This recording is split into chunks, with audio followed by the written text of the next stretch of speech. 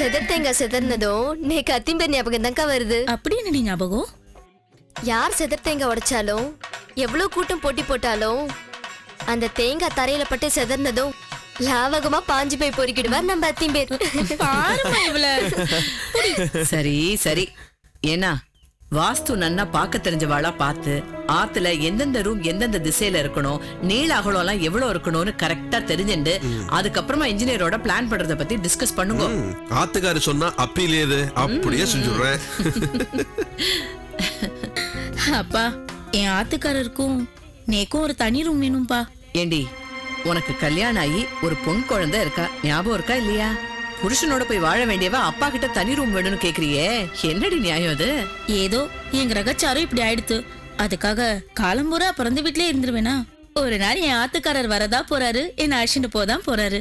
சீமந்து முடிஞ்ச கையோடையே புக்காத்துல இருந்து பிறந்த அத்துக்கு வந்தாச்சு. பொன் குழந்தையும் பிறந்தது.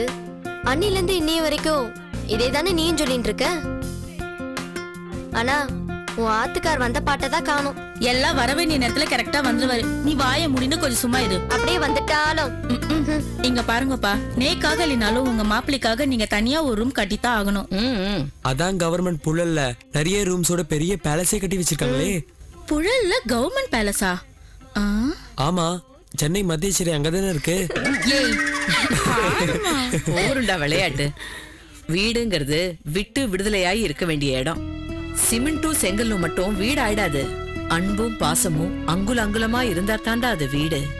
மனம் இருந்தால் பறவை கூட்டில் மான்கள் வாழலாம்ங்கிற பழைய பாட்டு மாதிரி நாம எல்லாரும் சேர்ந்து ஒன்னா சந்தோஷமா சொந்த வீட்டுல இருக்கணும்.